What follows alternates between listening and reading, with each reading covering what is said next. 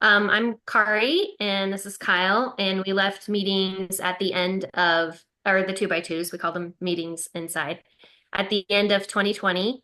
Um, and there were not very many communities or support resources for ex-members back then. So I started our Facebook group. I asked Mike and Abby if they wanted to start it with us in January of 2022. That was very helpful because leaving, as I'm sure is the same with many other groups, it's a very difficult, lonely, kind of life upending process. We left with our three children at the time who were 9, 7, and 5. So happy that we got out with them. And then last year, Abby and I received a letter from inside the church detailing some abuse that we decided to release publicly. And when we did that, we had thousands of survivors come forward with similar abuse stories from particularly leadership within the 2x2s. So the past year has been pretty wild with lots of contact from survivors, FBI, media, and it's been a pretty wild ride. Yep. And did we get Kyle already? Hi, I'm Kyle. So you're not going to have everybody introduce themselves, are you? No, Nope, just us. We're the admins. Otherwise, that would take the whole time. Yep. I'm Mike, and I'm Abby. this is Abby, and we left the church in 2010, and we were friends with Kyle and Kari even before that, childhood friends with Kyle, and so yeah, for the first until 2022, we were just kind of doing it on our own. There was a few Facebook groups out there, but that was about it. Yeah, very like low interaction type of environments. But yeah, it was kind of a perfect storm with us starting the group and then all of this happening to just have the community kind of blow up like this has really created a large community. Yeah. Oh, so I hate to do this, but I have to feed my dog. Please do. That's fine. Your hungry dog is important. He's behind me barking and it's making me crazy. So just give me 2 minutes. Sounds good. Awesome. Everyone go feed your dogs. You got your Millstone mugs. Yeah, the Millstone mug. I should put my water in my Millstone mug. Oh yeah. Abby has her convention mug. Nice. Nice. I wasn't prepared for this and the way that it's been. Obviously, none of us were prepared for this. But we're getting used to things we're not prepared for. So yes. Yeah. I was saying, like right before we started this, we should have set up our Christmas tree in the background, but we didn't have time. Yeah. Yeah. Scream at a TV. No, you guys have your TV. We have our TV in front of us, but nobody else can see it for proof. Okay, I'm back. All right. I don't know if everybody knows who I am, but I can just say I learned about the 2x2s in maybe 2020 or 2021 when a student who went to the university where I was a professor, but this was after I had retired, grew up in the 2x2s. Sarah Fontaine, maybe you know her. We do. Yeah. And so that was the first I heard about it and her stories of her life, and she had photos and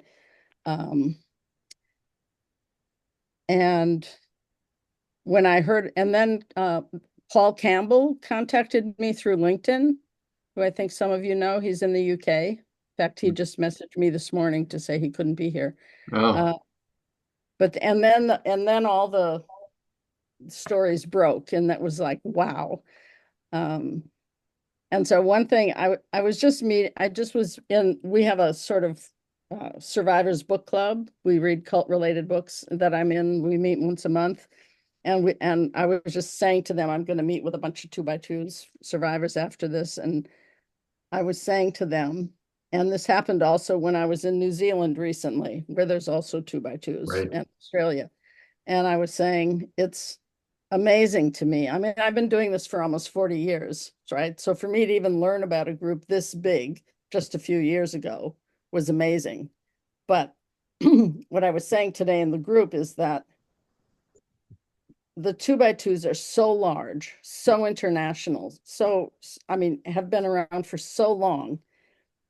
And it makes me wonder, how many other groups are there out there like this that we still haven't heard of, right? I mean, for me as a person in this field, it's just mind-boggling. So anyway, I'm delighted to meet with you all today and hope we have a fruitful afternoon.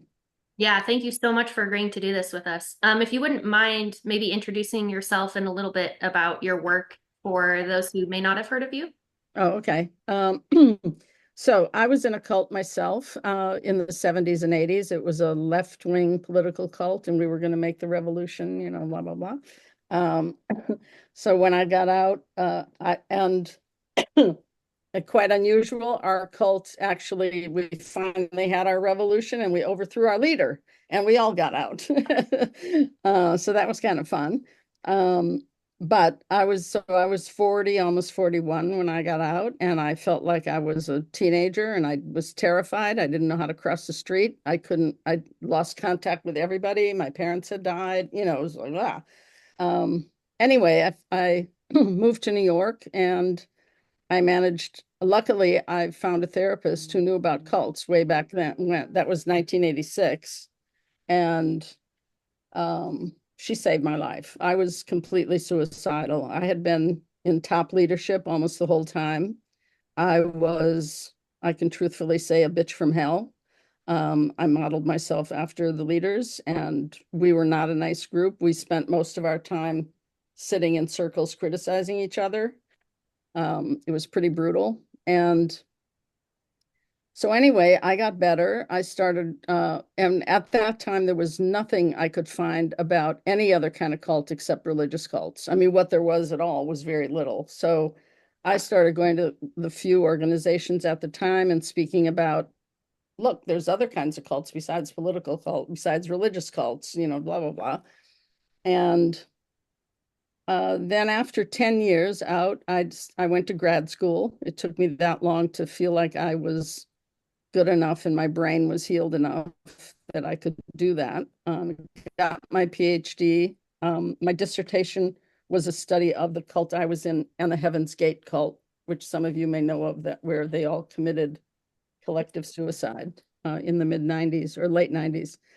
And then I got the job as a sociology professor at one of the state universities in California.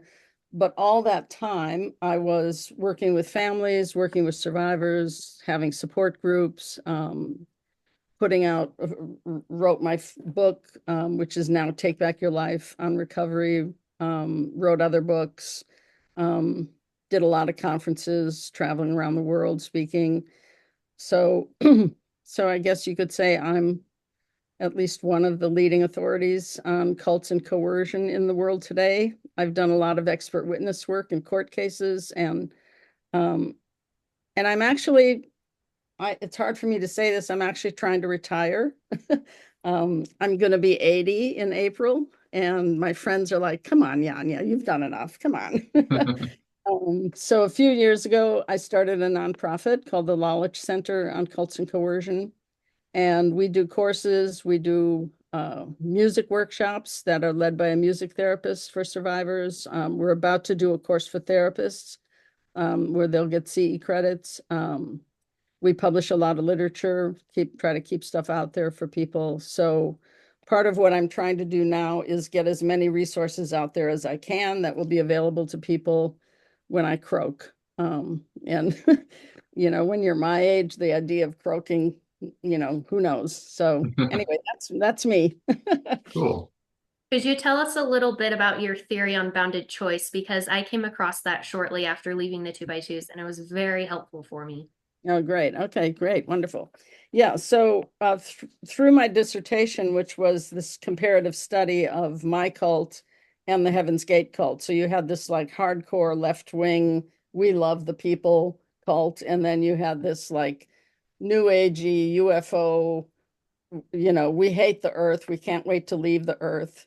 And so you would think you couldn't find two more different groups and that there couldn't possibly be any similarities. But of course, through my analysis, I found all kinds of similarities, which is what happens when we analyze cults. We see these same things all across, only, each cult might call it something else, but it's the same patterns of manipulation and abuse and psychological pressure and all of that. The question my question for my dissertation was, because this was right after the suicides or whatever we want to call them, when Heaven's Gate, when they all died, the 43 of them. My question was, why do people in cults do things that people on the outside find completely incomprehensible, right?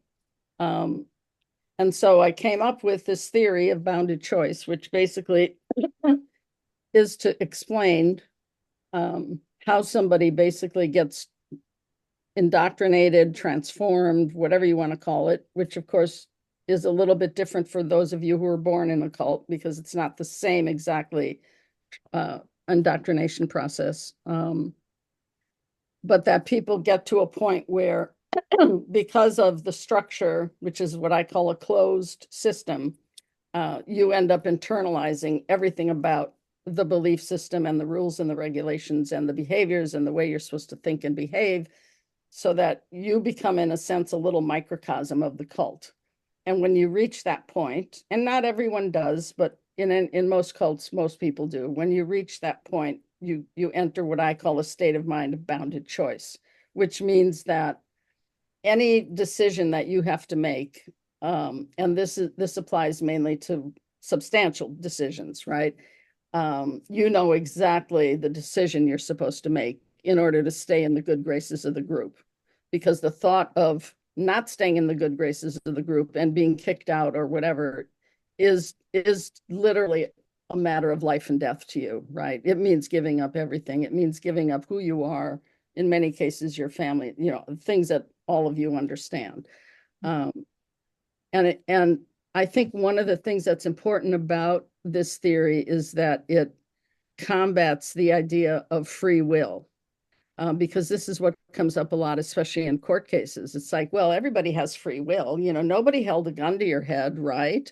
So what I was trying to show is that nobody needs to hold a gun to your head because the cult is in your head, right? And nobody even needs to chastise you anymore because you're chastising yourself.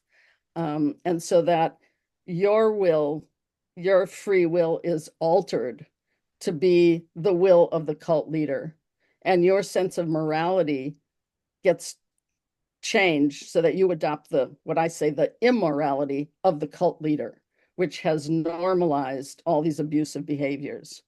So I'll leave it at that so I can answer any questions or whatever. Yeah, thank you. That's extremely helpful. You mentioned when you were talking that the process of deconstruction is different for those who are born and raised. I would say in the 2x2s, most of us were born and raised. It's unusual to be converted into the group or just left human. What does that look like if you're born and raised in it, in comparison? So the difference is, and one source of information or knowledge about this is by a psychiatrist or a psychologist named Erik Erikson. And it's Erikson, and he did the foundational work on child development. And he talked about, I think it's 9 stages that every person goes through from birth to adulthood. And each of these stages is about 3 years. So from birth to 3 years old, 3 to 5, And in each one of those stages, you're faced with what he calls crises and decisions, and how you work that out. If you work that out successfully, you so-called graduate to the next stage, right? And each one of these things has to do with love and fear and trust and all of that, right? So for those of us who joined as adults, obviously we had our whole lives before where we were able to go through the quote normal developmental processes where we learned sort of coping mechanisms and skills and how to survive in society and how to deal with bullies on the playground and all these things that we would go through as kids and deciding who we want to be and what we want to believe in, right? Whereas kids born in cults don't get that. It's all orchestrated for you, right? And especially the most foundational stages are in adolescence, because it's in adolescence when that's when you're really figuring out who you are and what you want to believe, right? And who you want to be. So that's usually the state, like ages 13 to 15, 15 to 17, right? That's when in quote normal homes, that's when kids start acting out, right? You want to get a tattoo, or you want to pierce your nose, or you want to, you try hanging out with this group or that group, and you're sort of feeling your way around the universe, right? To see who you want to be, who you want to be friends with. Again, if you're a kid in a cult, you don't have those options, right? And in most cults, I'm not sure about 2x2s, it probably varies. In most cults, children are homeschooled.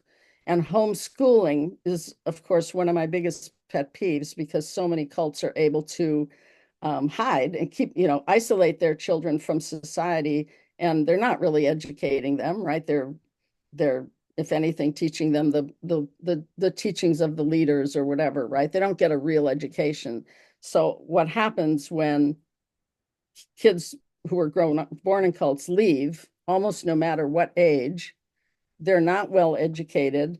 They don't have the social skills that others of us learned in quote regular society.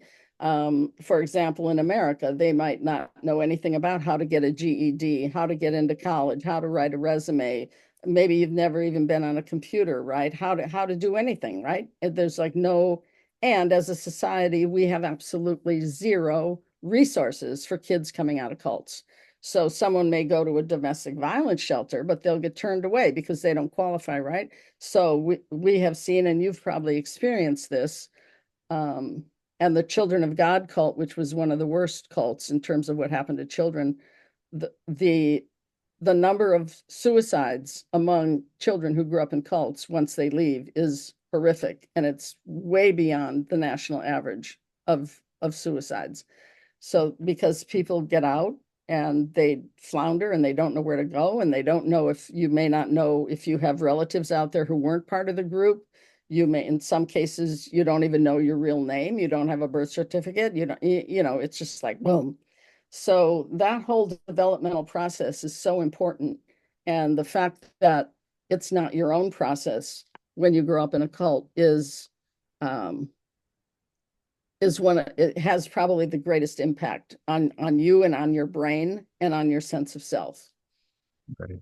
Interestingly, if it's interesting, in this group, I know, like, obviously there's variations and some people were homeschooled, but it's not really it's not a widespread, like, ideological thing to homeschool. Most kids, I would say, go to public school, which is, I don't know why that is, but it just is the case. But let me ask, because, for example, the Jehovah's Witnesses, they go to public school as well, but they're not allowed to have friends who aren't witnesses. They're not allowed to do any of the holidays. They're not allowed to take part in sports. So they just go there and back. So I don't know if it was the same. It is very similar for me. And it varies. Yeah. It definitely like varies. I played sports, but I didn't have a lot of friends outside, and I couldn't do Christmas crafts. They would be changed to winter crafts. So it all like depends. And actually this kind of like ties into something I wanted to mention when you were talking about bounded choice and how in all your life decisions what you should do. In many cults and high control groups, I noticed most of them have something written down, right? Like Mormons have like extensive written rules. This one has nothing. This group has nothing written down intentionally, very intentionally. Like burn this data after it's not relevant anymore. And yet we all still knew what we had to do for the most part. It's different again. So like you're just totally guessing. But you live in a state of hypervigilance, I think, because you're always trying to figure out where the boundaries are. Exactly. That's is that common? Are there a lot of other high control groups or cults that operate intentionally outside of anything written? I mean, there are groups where nothing is written. I don't think there's anything as old, I mean, in terms of generations, and as large, at least that I know of, as the 2x2s. I mean, almost every group has some sort of documents. They often have their own Bible, or they have like a study book to go along with the Bible. Or in our group, for example, we had something called the Training of the Cadre, which was the manual we used to train people, and we had binders and binders and binders of how you were supposed to do things. Heaven's Gate had the same thing. They had binders and binders of how to brush your teeth, how to shave your beard, everything. So it is unusual, and it's a very crafty way to set up a group. I mean, they knew what they were doing, right? Yeah, I agree. We Yeah, were it's just like doing they a, never had a name, and they um, never had a church, and they never had a building. I mean, what a way to get around it. right. Yeah, I mean, this group, the People of Praise. I don't know if you've heard of People of Praise. It's the group that Amy Coney Barrett, who just recently got put on our Supreme Court, Yep. grew up in. The People of Praise is this fundamentalist, very strict, lots of sexual abuse of children again. But they don't have a church. They tell their members, go to your local church, go to wherever you want. And then they just have prayer groups. And it's prayer groups being bound to the prayer group where everything happens. So it's a little bit similar in that way, where they just stay under the radar. Right. And the lack of all of these, lack of any written rules or documentation. We were just doing a video about this, that is like vague doctrine and vague rules are abusive doctrine and abusive rules, because they can be weaponized without accountability. So we were all made to wear skirts, but like now people are, well, we don't wait, my family didn't have to wear skirts, or like, we don't really do that now. So we're experiencing what we call the great gaslighting, and it works because there is nothing written down. Yeah, that's interesting. I hope that there's stuff being written and that you all are doing some of that, because We're working very hard on documentation. that's good. Yeah. Yeah, so over the last year and a half or so, there's been a big movement out of the group. And so for good reasons, but what that's resulted in is the people who are staying in are even more intense, as you know, Exclusive. they're the most exclusive, yeah, the most radical people. So questions I wanted to ask you is for those of us, for those who have connections still inside the group, especially family and close friends, how would you recommend approaching them and talking to them? Is there a good way to do that?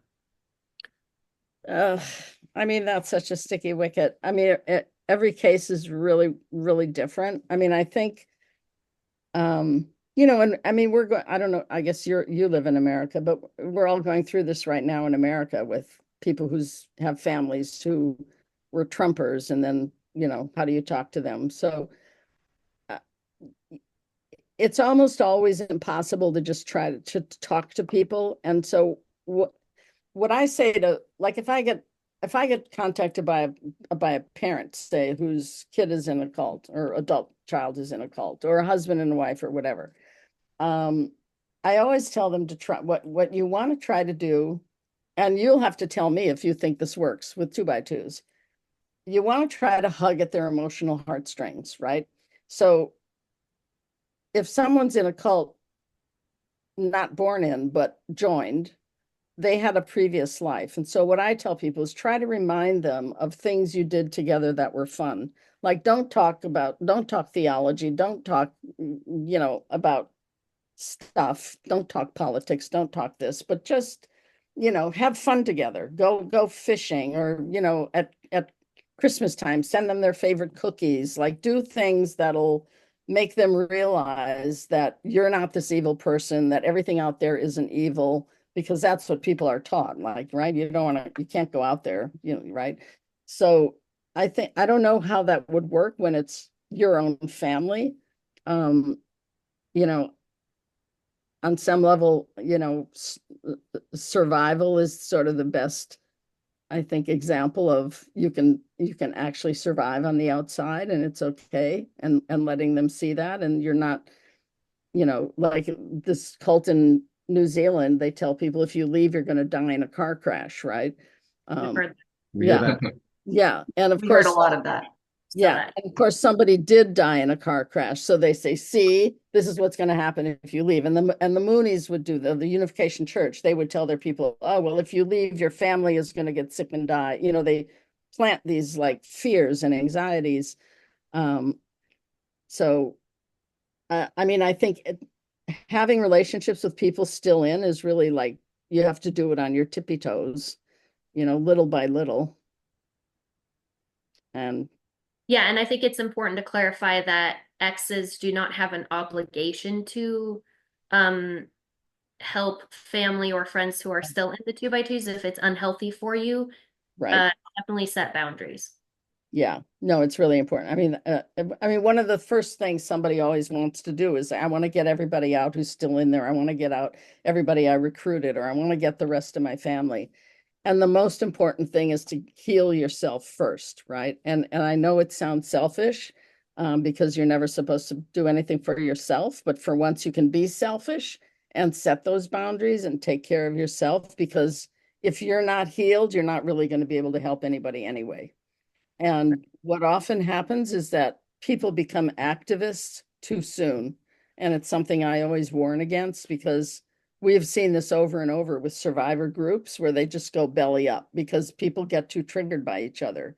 And this still happens with me. Like people still see me as this evil bitch leader when I was in the group. And so there's a lot of people from my group who won't talk to me still. This, you know, it's like 40 years later. But you know, those things stick with people. So yeah, it's important to find your own grounding first. Oh, nice. You're able to upgrade the minutes there, Mike, so we won't get kicked off. That was smooth. Yep. Smooth. Yeah, definitely been some divisions in the X2x2 community as well. I think that's an important point to note, is that everyone has their traumas and their triggers that they're still healing from. Right. I just need to answer a text that came in because it's No worries. just talk amongst yourselves or whatever. No worries. This isn't a gospel meeting. We can discuss. No, we'll just have to argue about who's going to reimburse me the $15 to upgrade Zoom. 1658. Oh, We'll have to start 1658. Okay. GoFundMe. Yeah. Okay, I'm done. That was smooth. I can't believe you did it in real time. You know, Paul sent me, I guess he posted this. Well, this is kind of going back to bounded choice. But he posted this thing of my 4 characteristics. And one of the things that we were doing a lot in our courses, for people to really, I'm sorry, really unpack what happened to you, is to take either my 4 things or take Robert Lifton's 8 characteristics and just outline like how that happened to you. How did that come about in your group? Because I think what happens when we get out, we know it was bad and we know shit happened. We know, you know, there was abuse, but you know, I think it's important to really see the enormity of it and why you succumbed to the things that you did and why things went the way they were and all of that. So and I'm a big advocate of writing. So I always feel like if you do these exercises and write stuff down and then you look at it and you're like, oh my God, no wonder, you know, no wonder I was like that. No wonder this happened. No wonder my mother did that to me or whatever. Just little tip. Yeah. I think it's interesting because I think, you know, when we talk to people about the prospect of having you, you know, in this discussion here, everybody wants to know, like, well, does she think it's a cult? And like, you know, Yes, she does. right. So, but Is that even a there's a lot of question? people who they don't understand. They think that a cult is, you know, one powerful leader at the top and he's making people, you know, drink the Kool-Aid and all that stuff. And so that document that you had held up, is that to kind of like some guidelines that people can use to determine what they were a part of and if it fits that Yes. criteria? Yeah. Yeah. And so somebody just asked, what are the 4 things? So the 4 things are the charismatic authority, which doesn't necessarily mean one leader. Right. What I call the transcendent belief system, which for me, that's a belief system that gives you the answer to everything, to the past, the present, and the future. It's all encompassing belief system. Next is what I call the systems of control. And those are all the like rules and regulations, the really obvious stuff. But then for me, the much more effective are what I call the systems of influence. And those are the social psychological mechanisms that prey on your emotions, prey on guilt and fear and shame and love. And those are the things that really get to you, right? And so the four of those together create this, what I call this self-sealing system. And I do get this question quite a bit about, well, Jehovah's Witnesses doesn't have one leader, right? So the way this works is, at least in the way I see it, most cults are started by one person, or maybe a couple, but usually one person who comes up with some idea, that he's got the answer to everything. He's going to bring you salvation or whatever it is. It doesn't have to be religious, but you've got this one person with this grand, glorious idea who then gets a couple followers and then a few more followers and a few more followers.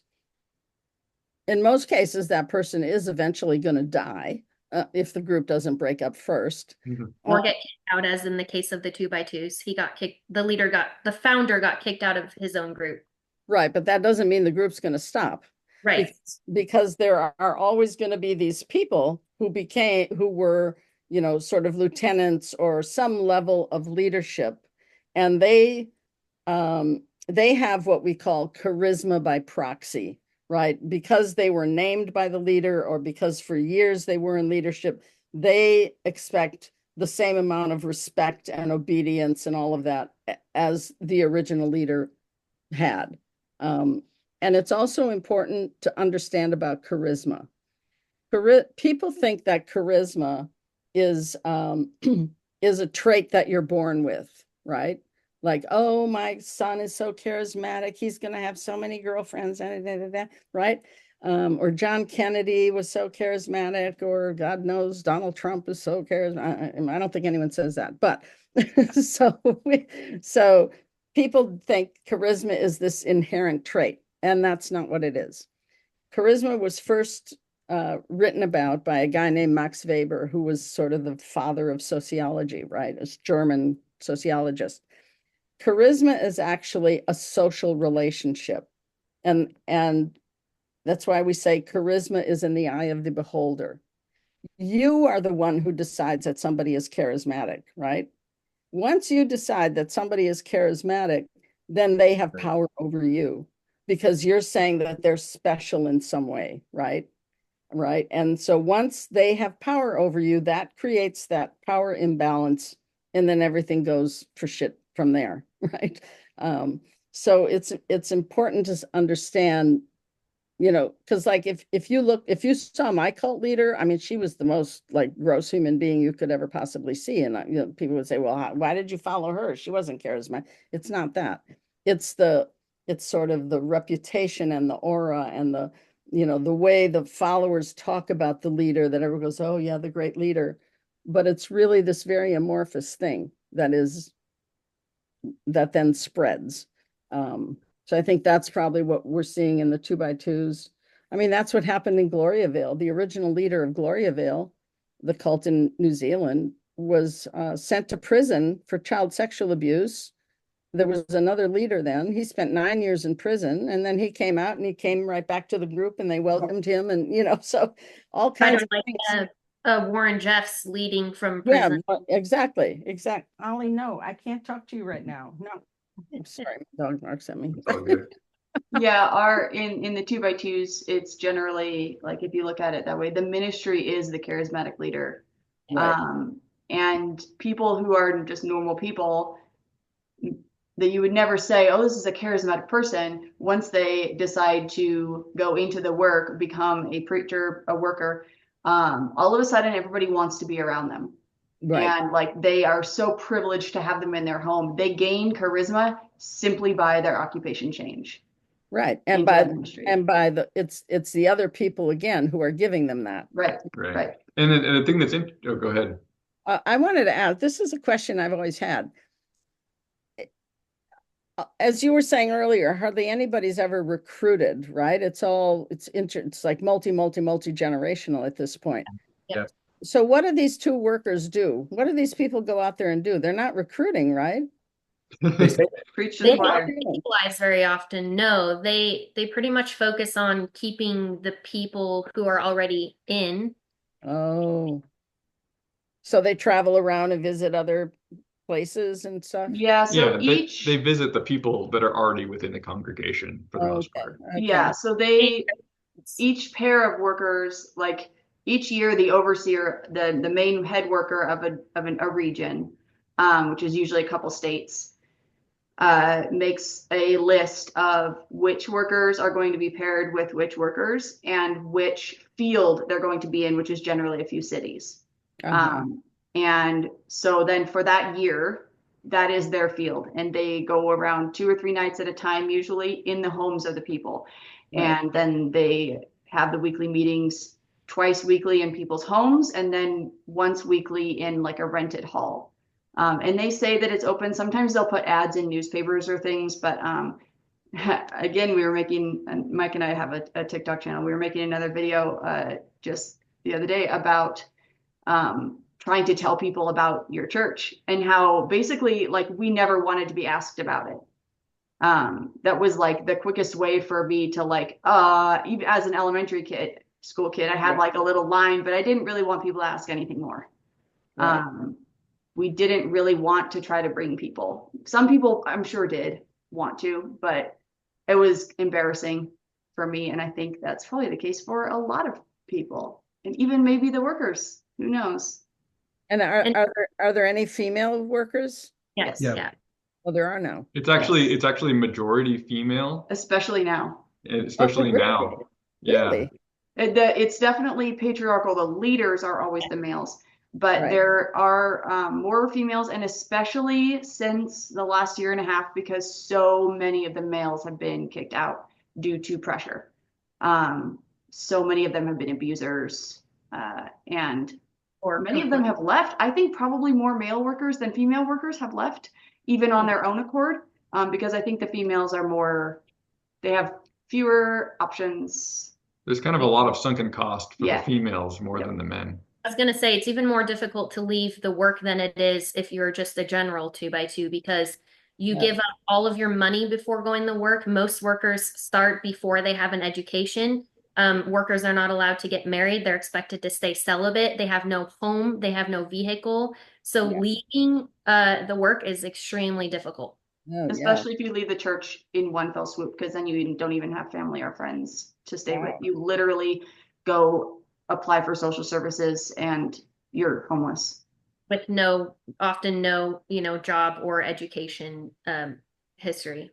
Wow. Yeah, a lot of the ministers get disillusioned when they get into the ministry because a lot of times it's sold to them as you're going to be called to go forth and spread the gospel.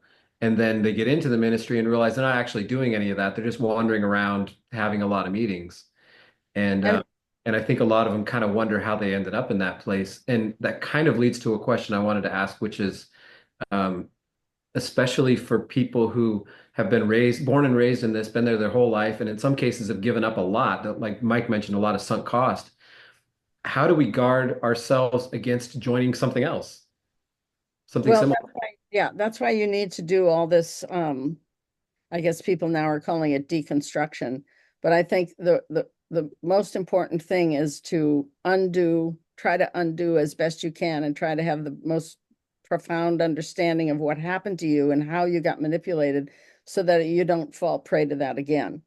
I mean, there are people who do join other things, we call them cult hoppers. But I'd say that's fairly rare. Most people, when they get out of this kind of experience, it's like you can usually spot it a mile away. Like, oh, there's a con artist, or oh, no, they're asking too much of me. Oh, no, So I mean, we always have to be on guard, especially now because this kind of cultic behavior is in every avenue of our society at this point, right? It's just, it's in the wellness world, it's in the makeup world, it's in the business world, they're everywhere. But I think by by doing that kind of understanding what happened to you and how it worked, I think you'll have enough armor to not get Yeah. into something else again. I think that deconstruction piece is something that gets skipped over. I think even I don't know that it's like more two by twos than the average, but we've definitely, we've seen a lot of people come through our group, and we see that a lot of them have, jumped into something else. And we look into it and we're like, that's pretty culty. And like, but you can't have that conversation, just like you can't have a conversation with somebody who's still in the two by two church, because they're just going to pull back and kind of pull into themselves. You can't always like just say, hey, that multi-level marketing thing is actually kind of culty. But yeah, so it's kind of a tough thing. You try to, I don't know. How do you like uh, point people toward deconstruction before they get sucked into something else? Well, I think I don't know. I have a lot of handouts that I've used. So I have one called 20 Things to Watch Out For. It's like a little list of stuff. I think some of that's on my website, like you guys could look for. You could hand that out to people. Um, it's either on the Lalich Center or the Janja Lalich website. And if it's not in either of those places, let me know and I can send you stuff. But I think kind of just generally say to somebody here, why don't you hold on to this in case you're thinking of getting involved with something. It is difficult because people don't want to be, you've just gotten out of something where your whole life was orchestrated and everybody told you what to do. So they don't want somebody telling them what to do again.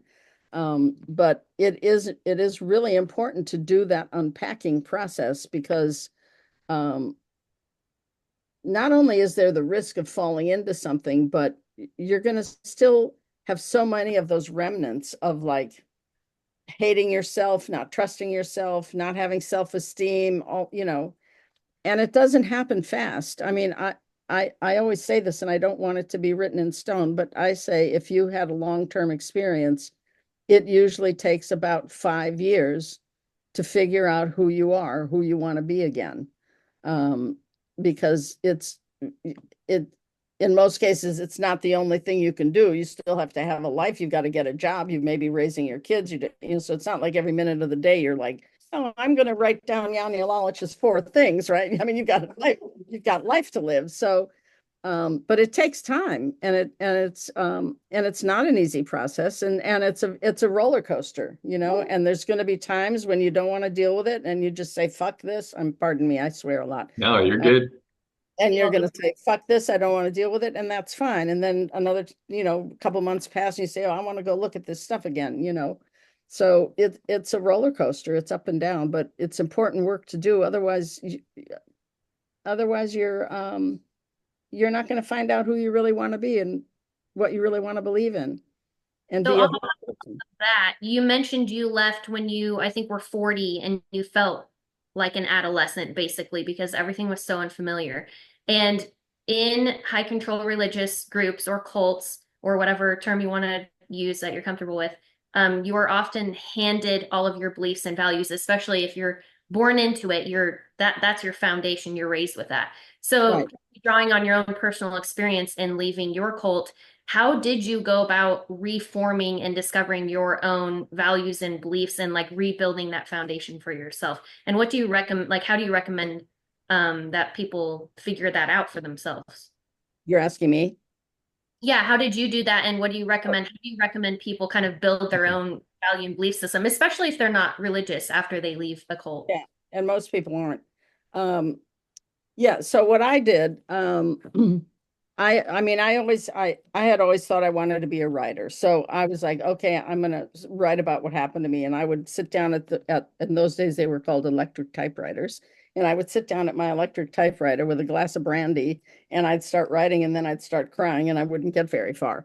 But I think journaling is really important. I think writing things down is really important because what you're going to find is that you'll have a what I don't know what I want to call it, an insight or a revelation or a perception, right? You'll write it down and you'll go, wow, that's great. I really realize this now. And then like 2 weeks later, you'll have that same epiphany and you'll look back in your journal and say, oh, I remembered that too. I had that 2 weeks ago. It goes like that. It's like you have to kind of go through this stuff over and over and over. And the more you can write it down so that you see it in black and white and keep pieces of paper and keep what I did. One thing that I did that was really helpful for me was I did a timeline. So I did month by month, year by year. This is what I was doing, and this is what the cult was doing, or the cult leader, or the whatever, right? And so then I could see, oh, no wonder I was put on trial right then. It's because I had just come back from Europe with the cult leader, and she didn't want me to talk about it. Oh, this is why I was told to move out of that house, because this and this and this. So you start to see, because you know what happened to you, but what you need to understand is why and how it happened to you, right? So for me, it was really helpful doing this sort of parallel construction. Now, again, I wasn't born in a group. In terms of belief, when I got out, I first of all had to figure out if we were really a cult, because as I said earlier, everything that I could find was about religious cults. So I thought, well, maybe we weren't a cult, we weren't a religion. So I started making another list. So I had, okay, they have Jesus, we had Karl Marx. Okay, they had the Bible, we had the training of the cadre. Okay, they had the prayer sessions, we had criticism sessions. They had and I sort of would make these, again, see these parallels. And then I go, oh, yeah, we were a cult. We just weren't religious. So that was another thing I did. And then in terms of belief and what I wanted to believe in, what was really helpful for me was I knew that I had always been kind of somebody for social justice, right, from my background. So I knew that I didn't want to become like a right-wing fanatic, having been a left-wing fanatic. Like I didn't want to go the opposite way. So I decided that I had to really figure out what Karl Marx really said, and he's sort of the founder of communism, I guess you might say, what Karl Marx really said, what Lenin really said, what the communist dissidents, the people who broke away from communism, most of whom ended up in prison, but there were some very important writers. So I started reading all of that and saying, oh, okay, this is what this is, and what of that do I still want to believe in? And I was able to parse through, like, no, I don't want to believe in what Lenin did, which was bring in what he called democratic centralism, which was the way he thought an organization could be constructed, which is an organization that is not democratic. It's only centralist. But they call it democratic centralism, right? So, I mean, I know this is very detailed for you, but it was helpful for me so I don't know if you should do that with the Bible. I don't know if you guys did the Bible, or whether you want to look at the Bible and say, what of this book do I want to believe anymore? But that's how I dealt with and it took me a long time. I know I never could go to a demonstration or a protest. It was like so triggering for me because that's everything so I was like, no, I'm not going to a protest. Nope. And I couldn't sign a petition because that's one of the things we did. We would be on the street getting people to sign petitions, and that way we'd use their name and address and go try to recruit them. So it was like all these things. It was like, no, I'm not touching that. I'm not touching that. And it took literally decades for me to finally went to the first demonstration. That was that big women's, well, you were probably still in your cults, but the big women's demonstration that happened, was that when Trump first got elected or whatever? Yeah. Women's March. We actually did that So, too. Yeah. So, I mean, you just kind of have to just take everything apart and figure it out again. I don't know if that was helpful. Yeah. So Well, I know that I've like, I've beat this over and over again, but every time I hear this, it reaffirms this, what I always talk about is the exoskeleton that like you're given when you're little in a group like this. You're given who you are, and you don't really ever see what's inside. Nobody else sees it. You don't even see it. You don't even know it. Right. And then I was at a like an insect event with my kids, and they showed all these tarantula sheds, and he would explain to me how it happens. And I was going, whoa, I got to write this down, because when it sheds its exoskeleton, it's very, very vulnerable for like maybe a couple days even. And then even once it gets out of that, which is a slow process, it's soft. It doesn't have a new exoskeleton yet. It's very vulnerable. And that's a hard place to be in. That's where a lot of people in our group are in. And it's really easy to just like put on a new one because it's scary to be vulnerable. And it takes time to like let your self develop and even like see who you are inside. It took me, like you said, 5 years, and I'm going, oh man, it took me like a dozen to even, I believe, kind of get to more of the bottom of who I actually am, to shed more of those layers. But anyway. Yeah, I think for those of you who are born in it, I mean, you can probably teach me about how to do that because it is a different process. I mean, I forgot the things about my childhood, or I forgot that I used to play tennis all the time. And one time, like 5 years out, I drove by a tennis court. I was like, oh my God, I used to play tennis every day. So because you're infantilized and you're not using critical thinking. So, and memories fade. If you don't use memories, they go away. So even though I didn't grow up in it, I was kind of like a blank slate at 40 years old. And I was in New York, right? This cultural mecca. I had seen 3 movies in 10 years. So I felt like a complete idiot. And I'd go on these business lunches and I didn't know what the fuck to talk about. I just felt like an idiot, and I would say, I remember a woman asked me once, well, what do you like to do now that you're here in New York? And I said, oh, I like to go shopping. And then I thought, oh, what a stupid thing to say. Because of course, for 10 years, I didn't get to go shopping, right? And so, but I felt like, what a stupid thing to say in a business lunch. Like, like what a moron.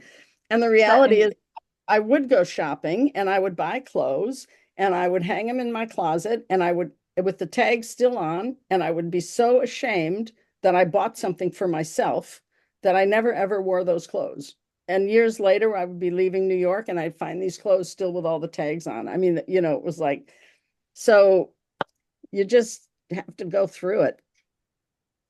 I know this is a couple topics ago, but somebody made a comment that I felt like we should at least just state out loud. Because this is a person who, well, I'll just read it. She says, I was recruited into the church and then became a worker, which this is a very unusual course.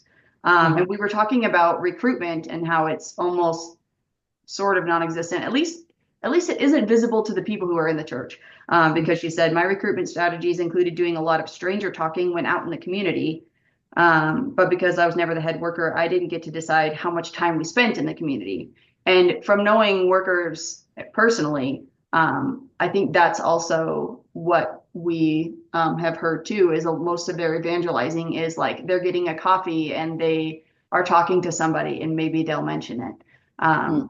That's kind of their recruitment strategy. And it was pointed out that in past decades, they have done some door-to-door flyers. I did that once with a worker, but it's definitely not a commonplace thing anymore. Anyway, I just want to highlight that since we were talking about, oh, this is what workers do, and an actual ex-worker, put in some perspective. So I felt like that was important. And where did the money go? Did you guys have any idea where the money went? We still don't. Well, I mean, it goes into trusts that are set up. Every region has an unknown number of trusts that are managed by a church member with an unknown amount of money. We've heard there's lots of rumors. I would say it's safe to say millions for sure. On the West Coast, there are millions. How many millions, we don't know. On the West Coast of the US, there are several million at least. And then, was there like a percentage of your income that you had to give, or? No. It's that unwritten rule thing again. This is the financial abuse side of that unwritten rule, is that you never know how much they need. And so you give whatever you can, and they never tell you how much they have or how much they need. It's just that the need is great.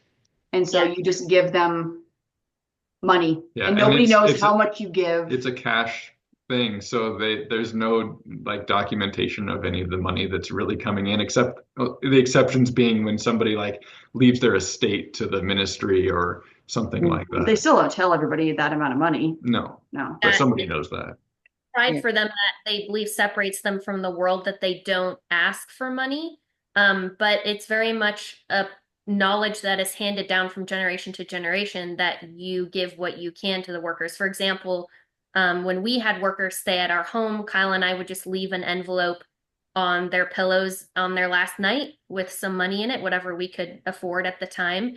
And one time we left one for the younger companion and the older companion, and we saw the younger companion give her money to the older companion. And Yeah. that was like, wait a minute, like that was for her and that was for her, and she's handing it up the line, you know. So, Yeah. and from what we've heard around convention season, all the workers kind of take their money and give it to the overseer, and then it's equally distributed, at least in some areas. It's distributed anyway. Yeah. Or Well, yeah, distributed in some way, definitely not equally. you're right. You're right. But Yeah. nobody knows for sure. That's the problem. Yeah. Yeah. Wow. Yeah, the group that we came from has had a big abuse scandal this past year, as it seems like a lot of organizations like this do. Have you ever seen an organization go through something like that? You mentioned that not a lot of cults last very long. Have you seen any high control organizations become better, recover, heal themselves? Or do they have to completely be eliminated, basically? Yeah. Yeah. No, I mean, I can't think of it, and this is part of what they're going through in New Zealand right now with Gloria Vale, because they've asked for this, the government to investigate, and the government has investigated, but they only talk to the leadership. They don't talk to the members. And so they say, oh, well, the leaders have promised they're going to do this, that, and that. They're not going to. I mean, these groups are never going to change from within. That's my perspective, because it's too ingrained.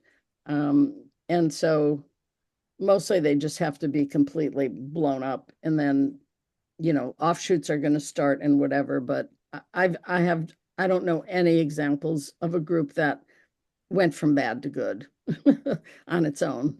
Yeah. Wow. Yeah. That's actually a pretty heavy statement, I think, just because like we have a lot of, friends and family who are still sticking in it because they think that they can make it better from the inside. Only as of this last year and a half. Yeah. It's been publicly Yeah. exposed how bad things are. And so they're trying to change it because they might be realizing that it's bad, or at least it looks bad. And Yeah. what happens, and from our observations, what has happened is the people who really want change end up leaving the group, and the people who want to double down stay. Right. Right. Yeah. I mean, that happened with the Hare Krishnas. You know who the Hare Krishnas are, right?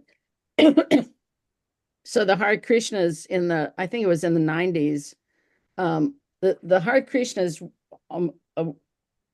is one of those cults where the guru came to America in the 60s. All these gurus came to America because we changed the immigration law and we made it easier for Asians to come here, which had been really strict before then because of World War II. So once they changed the laws in the 60s, all these con artist gurus came over to America because they knew Americans didn't know shit all about Eastern religion, right?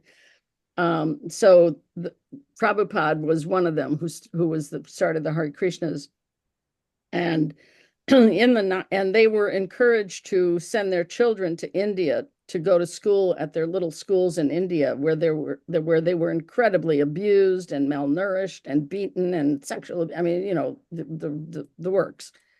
And so in the 90s, a bunch of the second generation children filed a class action lawsuit against the Krishnas. And the board, the leader by then was dead. And there was a board of, I think, 12 minor gurus who ran the organization. And some of them were like, this is really bad. We need to come forward. We need to be open about this. We need to say this happened. And then other ones were like digging in their heels saying, no, we shouldn't. And they kept saying, okay, we're going to change. We're going to change. We're going to change. They settled the lawsuit without going to court by giving everybody like a piddly amount of money and making them sign something saying they'd never sue again, which some people were very unhappy with, but that got rid of the lawsuits.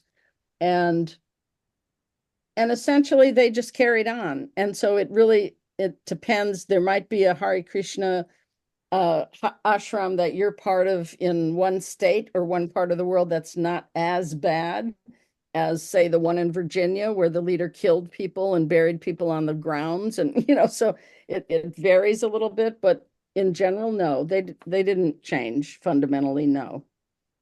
Same with Rajneesh. Once Rajneesh died, it's just as bad. So it's unfortunate, but I think it's just the ones who keep it going are just too ingrained, too devoted, can't see any other way to be. Yeah. It's interesting because we sometimes have referred to the ministry as the cult within a cult. And you think of, oh, well, because the ministry is essentially the leader of this whole thing. And yet they're also the victims. Like those, the people that have been workers, especially the younger and workers, sister workers. they joined this thing with all of the best intentions, and it ends up breaking them down. And so and the kind of the theory is if you spend enough time in the ministry, you eventually become the villain, sort of. The people that are only in for maybe 10 years or something like that. Like they're maybe a little bit more able to, I don't know, fend off the bad juju. They're But still like, trying, but they have no power. yeah, then they have no power. Yeah, I mean that's well, there's two things that I want to say about that. One is in terms of them all being victims. I think in some cults, especially when there's this transition, like the leader dies or whatever, and you have this succession of who's leading it, or when you have something as large as the 2x2s all around the world, there are always going to be so-called victims who rose up in leadership. But there are always going to be other sociopaths or psychopaths or crazy narcissists who are going to be exactly like the original leaders, right? So you're going to have this mix.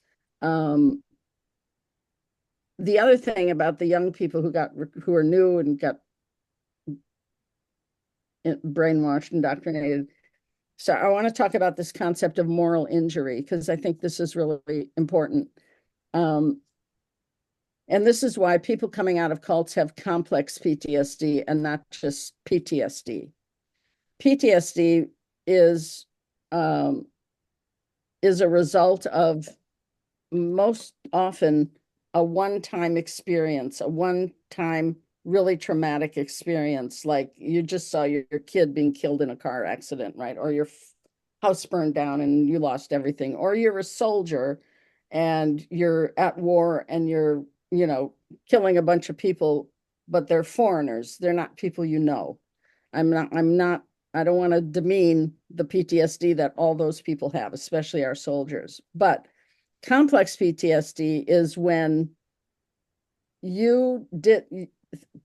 first of all, it's long term, and it's also that the things that were done to you were done by people and you did things to people because that's the environment you lived in. So it's why I always say, on some level, all of us who are in a cult, we all become perpetrators because you have to, right? You can't survive otherwise. Like in my group with our criticism sessions, if you didn't participate in the criticism session, then you got criticized, right? It's like you had to be just as nasty as everyone else, right? And this creates what psychology calls moral injury. It's this attack on the self by people and you doing things to people or you observing things that you saw that were awful that you couldn't do anything about because of the context you were in. And so that requires a different kind of recovery than regular PTSD. Again, not to demean PTSD. Yeah, for sure. I actually suspect that's why a lot of people stay in. Yes. Because leaving means acknowledging that you did harm.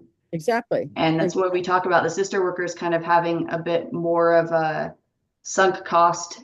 Part of that sunk cost is that they enforced very arcane, inhibiting rules on other women and on themselves. They were their own perpetrators as well. Right. They did all of this harm, and they didn't have to, and they didn't have to experience it either. But leaving, you have to acknowledge that. And so it's often just easier to stay in and feel like you're still in the moral majority, or like you're still morally superior.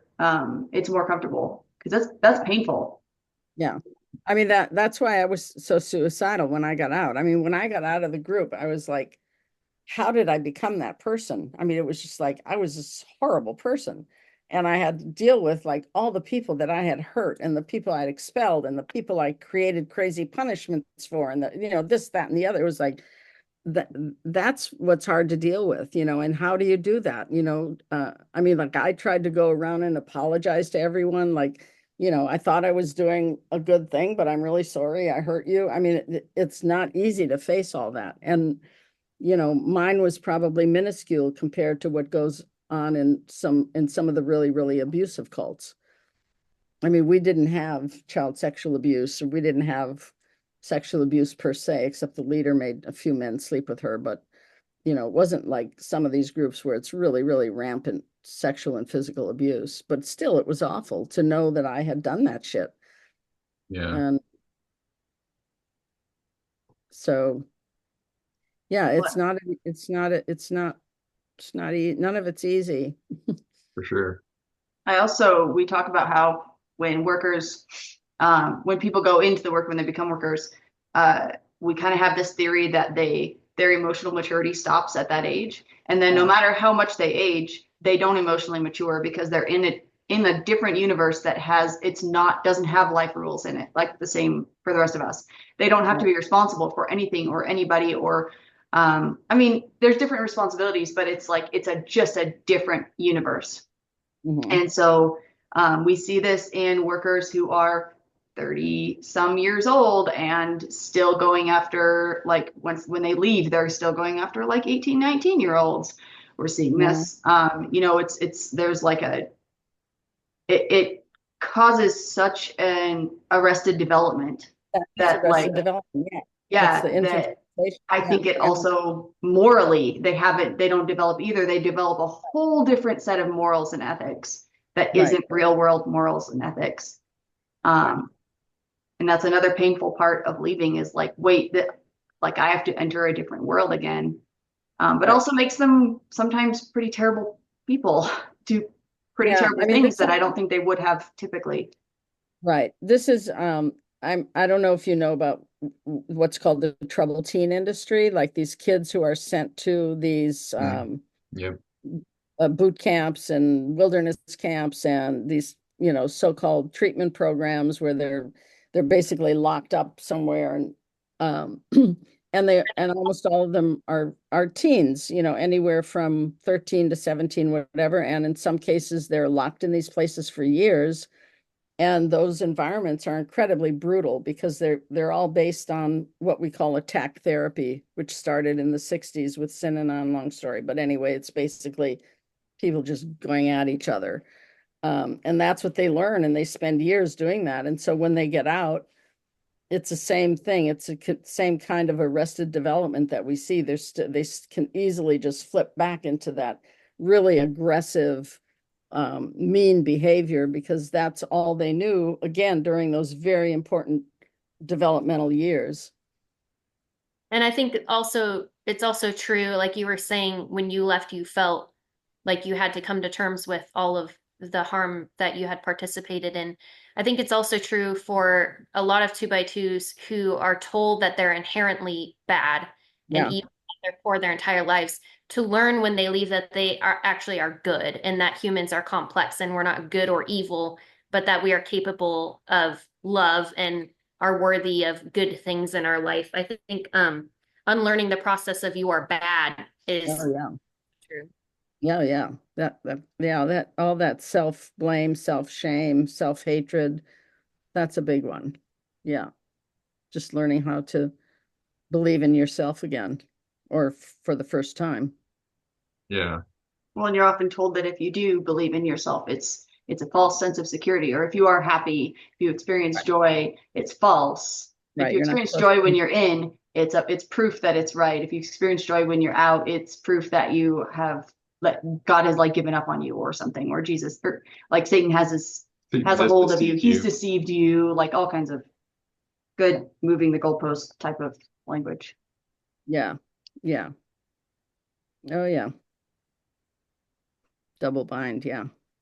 So, So your book, Escaping Utopia, I'm just gonna kind of plug it a little bit, just because I think it applies to a lot of the people that are probably watching this, because it's about kids that or adults that grew up in various cults. And is there any other work of yours that you think would be a good, maybe more applicable to the two by twos than others?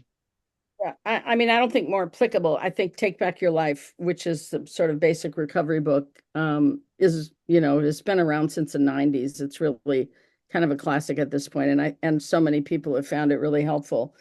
Uh, Escaping Utopia, I am sorry to say, the publisher, it was based on I did interviews with like 68 or 69 people who grew up in cults in 39 different cults. And it was when I was a professor, and so it got published by this academic publisher, Rutledge. And I just noticed, I don't know, a few months ago, I went onto Amazon and I saw that they sell it for $50. And I'm like, fuck you, 50. I wouldn't even buy a book for $50. Fuck. And I was so pissed off because, I don't know if you know how publishing works, but I think probably a lot of people think I'm really rich because I've published 6 books. But when you publish with a publisher, you get 10% of their wholesale cost, and they have to sell it for at least 50% off. So if it's a $10 book, you're maybe getting $1. So if I get a check for $300 a year from a publisher, that's like whoop-de-doo, right? So I decided I'm going to call Rutledge. I'm waiting for the holidays to be over. I'm going to call them and say, look, you're not selling this book. What do you give me back the rights, and I can put it out through the Lalich Center and put a reasonable price on it. And that way, at least the royalties will come back to the Lalich Center to hopefully keep it going after I croak. And it'll be more accessible to people because it's this tiny little book. They put it like Right. in 6-point type. I mean, you can barely read it. All of that to save money, and then they charge $50 for it, and it just makes me crazy. So, Wow. and the other thing that's really, really blows my mind, and I talked about this when I was in New Zealand at that conference, it is still the only published book on children growing up in cults, other than a book that was done a number of years ago by a cult apologist. There are these people called cult apologists, which is a whole other story. But, she's like, oh, they had a great time. La, la, la, la. So there are a lot of memoirs for sure, but it's the only published research on children, on the experiences of children who grew up in cults. And so I made a big push for that when I was in New Zealand. I was like, we need more research. We need to get this out there. We need people to understand what this is about. This is a huge public health issue. What happens to these kids when they leave these groups? I mean, they're not necessarily kids, they're adults, but just all the things we talked about, all the suicides, all the nowhere to go, no resources. Yep. So they've actually started now a research group in New Zealand to try to do, but we need more out there so that people understand. Because look at this group. How many thousands of there are your group alone? What did you say, Carrie? It has 5,300 people Yeah. in this little Zoom group. So I mean, Jesus Christ, that alone, should get some notice from somewhere, right? So this is one of my, things that I'm gonna pound on before I leave this world, is like, we need to get more stuff out there so that we can get our public institutions to provide some help for people. Yeah, thank you for that. I mean, for all of your work. It's truly incredible. And there is a huge need for it for sure. Yeah. The hard part about getting the information out is that it comes from so many different people and so many different perspectives. And we're all just like fumbling along with it. And so, and then also you have part of getting it out is media and things like that. And media is really hard sometimes, can be really unreliable. Yeah. There's a lot of different levels of ethics in that, to where, you know, some people we've dealt with have used a lot of our work, but then not, you know, taken, you know, used our voices or taken any of our like recommendations, or been really very careful with facts or being trauma informed. Some have been really, really careful about that and run everything by people who, you know, whoever's working with them, to get things right. And that's the stuff that's a lot more effective because people can't like pick it apart. But it's just so hard because all of this is so diverse. You have things coming from a perspective of people who are like, have gone like the way of finding another group, or have gone much deeper into their beliefs in a different style, and people who have exited belief. Yeah, I don't know. It's a lot, just kind of a Well, ramble, a rant there, but it is hard to get reliable media out there. Yeah, well, for like sure. we referenced earlier, a lot of the support right now is traumatized people supporting traumatized people Exactly. because Yeah.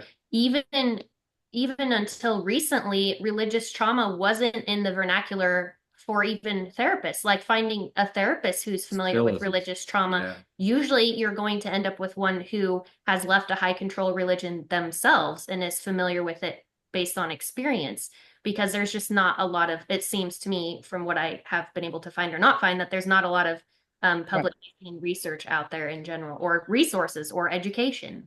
Right. Yeah, I mean, we're going to be doing a course for therapists in February, for social workers, for whoever. And we got approval from the American Psychological Association that we can give CE credits. But, you know, we're one thing, right? I mean, it will, you know, and it'll be like a webinar and people can take it whenever, but that is a huge need. I mean, I had this case recently. This woman came to me. She was in the I love this story. She was in the food truck cult, right? There's a food truck cult, right? So Wow, that's she was in a food truck cult in Minnesota. Oh, And yeah. oh yeah. And she and her husband, you know, asked to meet with me, and we met, and she's like, oh, well, we were in a food truck cult, and she told me all about it. And she'd been in it for like 15 years, and they lost everything. And she found a therapist. She went to the therapist. She told the therapist her whole story. And at the end of the session, the therapist looked at her and said, well, why didn't you just leave? And I'm like, oh my God, this is like domestic violence 25 years ago, 30 years ago, right? When the cop wouldn't stay at the door and when there were no domestic violence shelters. I mean, it's like ground zero, right? To try to get these people to understand. Or I have like husbands who come to me. My wife joined this thing. She's giving all our money to this like mind worker, blah, blah, blah, blah, blah. He calls the cop. The cops come over. He tells him what's going on. The cop says, well, your wife is 40 years old. If she wants to give him her money, that's fine, right? Because there's no understanding of coercion. So it really is it's a huge uphill battle for sure. Um, yeah, yeah. And the appreciate your voice in that area for sure. Yeah. So we all just need to do what we can do. Is there a documentary coming out or anything like that? I know there Um, was talk of it a year or so ago. there is one on Hulu that came out recently, and I don't know if we heard that there was another one in the works, but I'm not sure if that one is continuing or not. Yeah, There's one on Hulu about the 2x2s. yes, it just came out. It's Mike and on, Abby, a couple months ago. it's on like Nightline, Yeah, it's X, called The Nightline, Secrets something like that. Secrets of the 2x2 Church if you Google it. Oh, really? Is it any good? It's worth Yes. watching. It's worth watching. It's got, I mean, like I said, with media, like it's nothing's going to be perfect. Yeah. I think And we've talked about also, this enough. They featured somebody who should not have had a voice, was part of the problem. But and there were some trauma-informed things that really bothered me. But it is still worth watching. It certainly is. It's yeah. the biggest like TV media to date And I mean, I'm glad they made it. And I think, I mean, the reality is that to do it right, they're going to need to do like a 10-part Yeah. series, you know, like you Yeah, can't, yeah. this was only a 50-minute segment on Nightline. So, yeah, hopefully something, somebody will take up that project and make something big. Of course, you got to get, you know, the media companies on board with it and thinking Yeah. that no, Yeah. they have to make their money somehow. Yeah. So They have to feel that they have a story to tell, and we have to kind of And I be think that careful. a lot of the streaming services are feeling a little overloaded with cult stuff. I mean, there've been so many in the Yeah. last few years that I think they're all kind of pulling back a little right now. Contact me who really wanted to make a story about how it was physically scary and difficult to escape in a very literal way. And I was like, that's not really how it is with the 2x2s. It's much more psychological and emotional. And she kind of lost interest at that point. So Well, a It's lot of it is it's cult porn, is what a lot of it's getting put out is like that. And that's like we've had some pretty strange like things, like we were approached about a reality show, Mike and I were, Well, it's about like, basically like, oh, let's get all these cult people together and see if we can like screw up their marriages, is what it was. And we're like, no, it's cult porn is what it Yeah. is. it's Yeah. like the one where those women were leaving of the polygamous compounds, and it was like, yeah, it was like a setup. They weren't really real Yeah. women leaving, you know, it's like, yeah. So yeah, you have to be really careful. but you know, compared to a year or two ago, I mean, our goal with media was that people, especially kids now growing up in the church, could one day Google the 2x2s Yep. or the truth or meetings or friends and workers and find a lot of information about what they're a part of. And that Yeah. has changed so much in the past 2 years Yeah. with now there are media articles and there is information and there is that documentary and there's news segments and there's things that they can find out there now that was not the case 2 years ago. On every platform. Are there any memoirs? I think there are many in the works. There are a few. I'm sure there are. But Yeah. When you're in the 2x2s, do you know that people call you the 2x2s? Not until the last couple of years. Not really, and that's something that we've actually been purposely pushing because the names that they use for themselves are very generic, like the truth, the way, God's people, and all this stuff. Right. And what we've noticed is a lot of people who've left 30 years ago have never talked to anybody about it, don't know how to Google it, don't know how to find information because there's no names. Yeah. And Right. so we've been pushing to try to connect the dots on those things and really publicize and push 2x2 as a And that the as a media title, as a use it handle. and tag it. And within the past year, we are aware of more and more 2x2s becoming familiar with that term and actually using it themselves, which has been fascinating to hear. Because it helps bring awareness Yeah. even to the people inside that people know about them and are watching them, and also it helps people like you who understand who we are. It gives Yeah. words to use for that, and that's been a really big deal for us to try to connect with the outside world a little bit so that we're not just running underground all the time. Well, and when we left, it was like, okay, what do we Google to find other people in the X community? Women who have their hair in buns. Like, Yeah. we didn't know how to find each other, you know? Right. Yeah. Yeah, and Yeah. we still get people that are like, oh, well, that's not all that stuff that you're saying is happening. That's not our church because we're not the 2x2s. Even though they know very well that we're talking about them, they do that thing where they're like, well, no, that's not our name. So we couldn't have done all that. Yeah. Wow. Yeah. Yeah. I mean, there have been a few groups that didn't really have names that were given names by, you know, families or whatever. Like there was a group once that they were people on the outside. They were called the garbage eaters because their belief was not to take anything from society. So they would go through dumpsters to find stuff to eat. And they were this was like in the 70s, 80s, 90s. And So the parents, people just started calling them the garbage eaters. They never really had a name. The leader finally, when they finally got exposed, the leader's name was Jim Roberts. So then they became the Jim Roberts group. And I don't know that they're even around. And even Heaven's Gate, like the Heaven's Gate group, they never really had a name. In the beginning, they were called the Bo Peep cult because they called themselves Bo and Peep because their followers were sheep. I mean, they literally said that.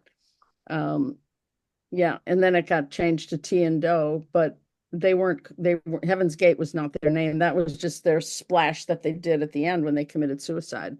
So that's what they came to be called. But Yeah, the term 2x2, I think, was originally published in an Irish newspaper 100 years ago. wow. Actually has a history for the outside, like outsiders looking in, People but referring to inside it. the church, in fact, I remember when I was young, a worker occasionally preaching from the platform, "We are not a piece of wood. We are not 2x2s," or whatever they call us. That's not a. Wow. So, and they're still doing like those big conventions and stuff? Yep. Yep. Yep. Annually. Yep.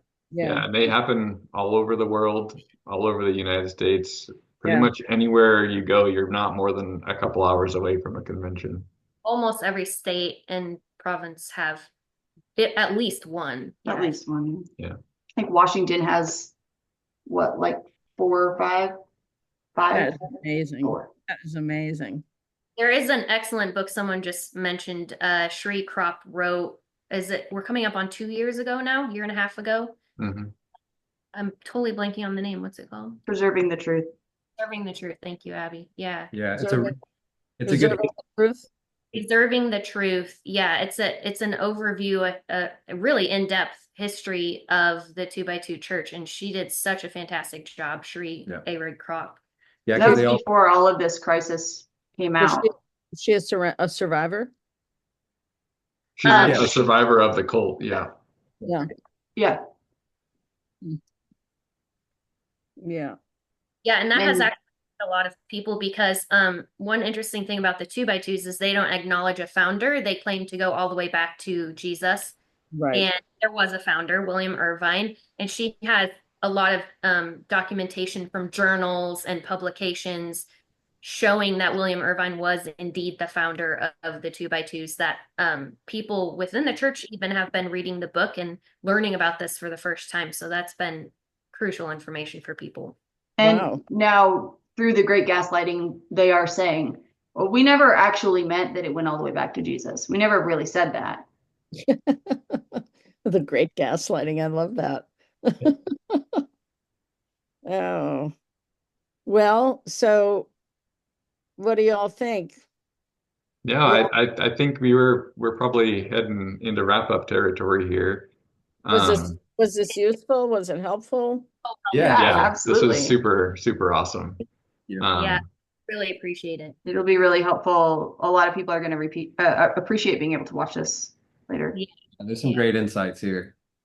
I Okay. a lot of notes. So Yeah. yes, thank you so much. We really appreciate your time. Oh, somebody did mention there may be a documentary or some sort of news piece coming out about the adoptions.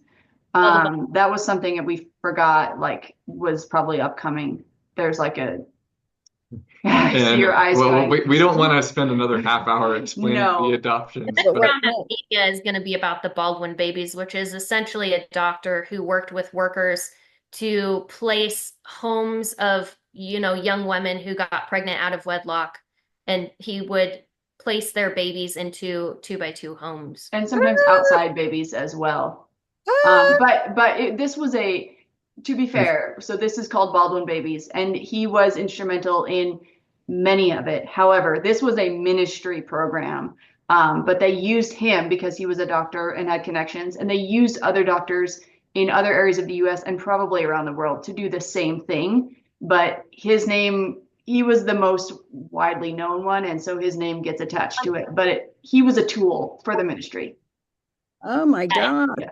Placed babies for at least 40 years, hundreds and hundreds of babies, but it was under the direction of the workers. Yeah. Yeah. Oh, you need to connect with you. Have any of you connected with, there's all these women who were adopted who have been organizing because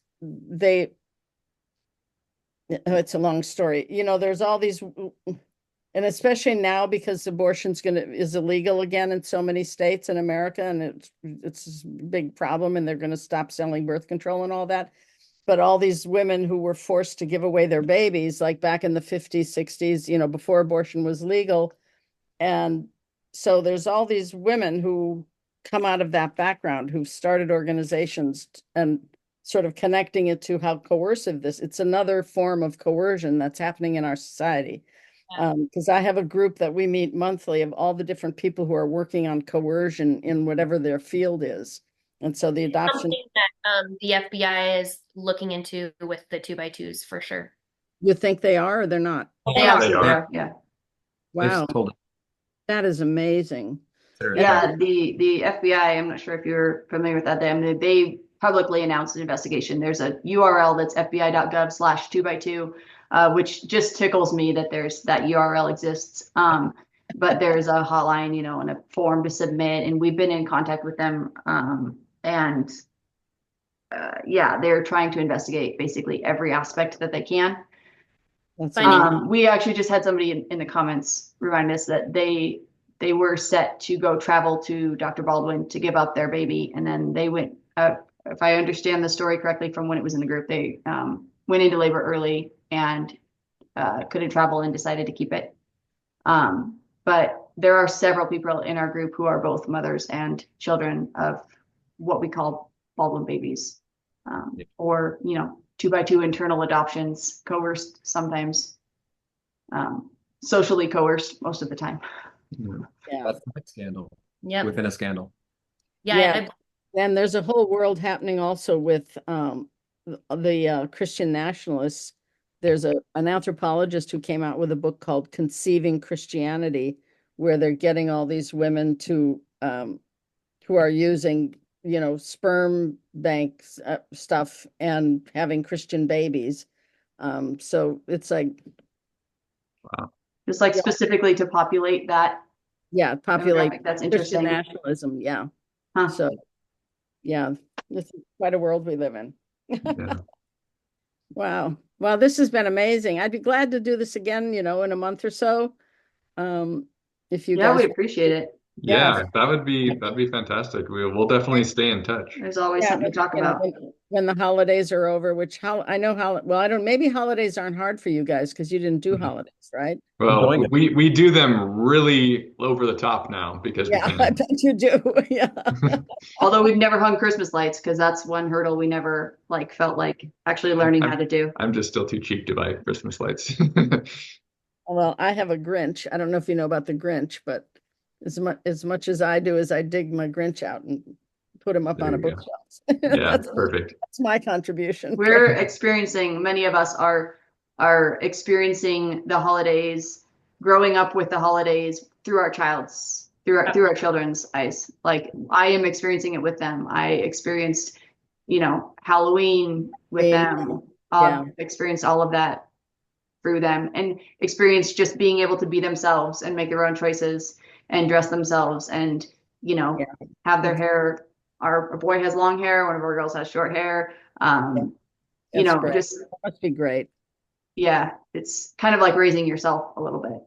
It's a little bit healing. Please read what I typed. What did she type? I'm not sure, but we'll have to maybe. We'll go back. Is that the same time? Yeah. I forgot what the first book. Anyway, yeah. If there's any questions that didn't get answered or stuff like hanging in the wind, send me an email or something and I'll try to answer whatever or clarify. Do you have an email address people can contact you at? Yeah, just it's janja.l@lalichcenter.org. I can share that in the group too.